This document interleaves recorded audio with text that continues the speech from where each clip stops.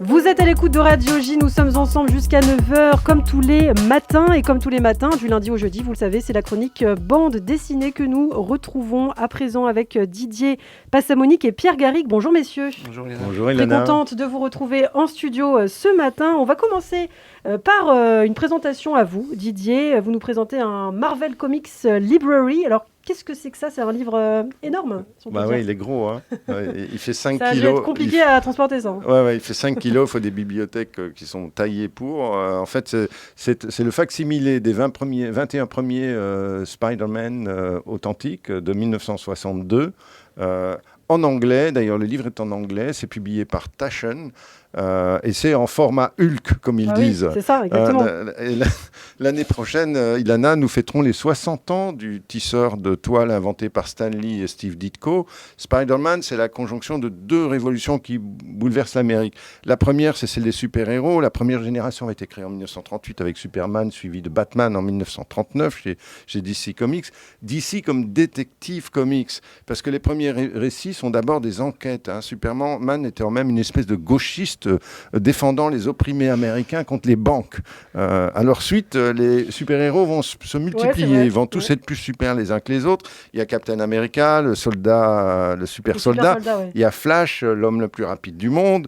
Il y a Wonder Woman, la super Amazon. Mais tous ces super vont finir par lasser la nouvelle génération composée de lycéens via un quotidien plus terre à terre. Et donc, on va voir apparaître de nouveaux personnages, comme les personnages de l'école du professeur Xavier dans les X-Men, et puis Spider-Man qui cache ses activités dans sa chambre à l'insu de sa tante May, qui ne devrait pas souvent la nettoyer. Hein. Alors, vous parliez de deux révolutions, Didier. Donc, la révolution, vous l'avez dit, la première, celle des super-héros. La deuxième, alors ? C'est l'atome, et c'est là qu'intervient une deuxième révolution. Superman venait d'une planète qui avait disparu, ce qui, pour les auteurs juifs qui en étaient les créateurs, comme d'ailleurs Steve Ditko et Stan Lee, évoquait une espèce de Yiddishland qui avait disparu. Donc tout ça est une forte composante symbolique. Et puis il y a eu la bombe atomique et puis la préscience par ces auteurs de science-fiction que la planète allait être détruite par la guerre nucléaire entre grandes puissances. La crise des missiles à Cuba a lieu précisément en 62, c'est-à-dire l'année où naît l'homme araignée. Et donc Spider-Man est piqué par une araignée radioactive et se voit endosser tous les pouvoirs de l'araignée. On connaît la suite. Oui.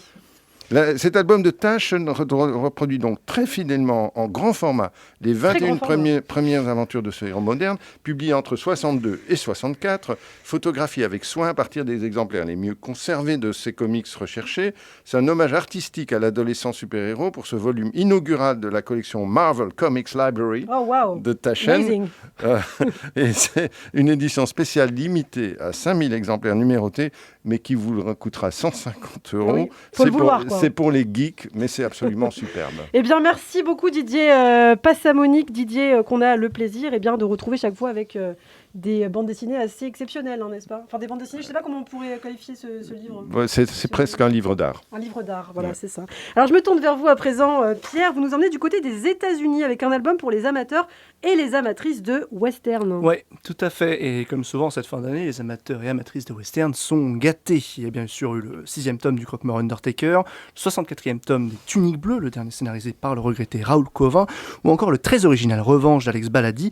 Et pourtant, au risque de frôler l'indigestion, comme souvent en fin d'année, les fans de western pourront se régaler du Go West Young Man de Tiburce Auger, qui propose une formule tout à fait originale, puisqu'elle prend la forme d'une anthologie de 14 histoirettes dessinées par 16 auteurs et autrices différentes. Alors, on est habitué aux histoires de shérifs, aux histoires de cow-boys et d'indiens, et même de croque-mort avec Undertaker, mais ici, le principal protagoniste, c'est une montre. Oui, une toute bête montre à gousset en or. Voilà, tout bête, hein, qui passe de main en main au fur et à mesure des mésaventures des différents personnages qui font l'objet de chacun des récits. Par exemple, la montre appartient tout d'abord à un major britannique qui la perd lorsqu'il est tué par un chef indien, qui lègue la montre à sa fille en guise de dot, qui la donne à son mari trappeur, qui la file au gamin qui lui sauve la vie, bref, vous comprenez. Alors, que racontent ces petits récits ? Alors, plein de choses, parce que Tiburce Auger, le scénariste, c'est un fin connaisseur du Far West. Hein. Pour la petite histoire, il a même travaillé sur le dessin animé Lucky Luke, mais il a également à son actif dessiné et scénarisé plusieurs albums de western.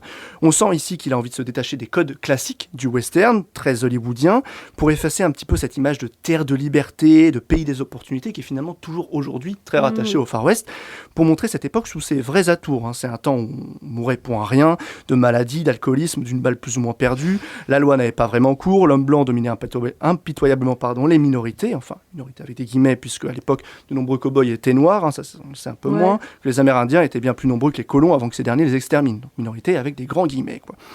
Puis grâce au format de l'anthologie, Auger parvient à survoler, à mon avis en tout cas, toutes ces réalités et finalement à dresser un état des lieux tout sauf nostalgique du Far West, qui n'en reste pas moins très plaisant à lire. Et ce qu'on peut dire pour cet album, c'est qu'il a fait appel à différents dessinateurs. Oui, tout à fait. On retrouve en fait tous les grands noms du western actuel. Donc pas Giraud, parce qu'il est plus parmi nous depuis quelques temps, mais on peut citer Ralph Meyer, qui dessine Undertaker, Gastin, qui est l'auteur de l'excellent Jusqu'au dernier, ou encore Bertaille, dont les Mundo Reverso valent, à mon avis, le détour. Il manque peut-être Mathieu Bonhomme, mais je vous assure que tous les récits sont de qualité, et tout cela concourt à un album de 120 pages qui ne perd jamais en cohérence. Eh bien, merci beaucoup, Pierre. Donc, c'est Go West Young Man de Tiburce Auger, je sais pas. Auger, aux éditions Gallimard. Merci beaucoup, messieurs. On se retrouve demain sur Radio J. À demain.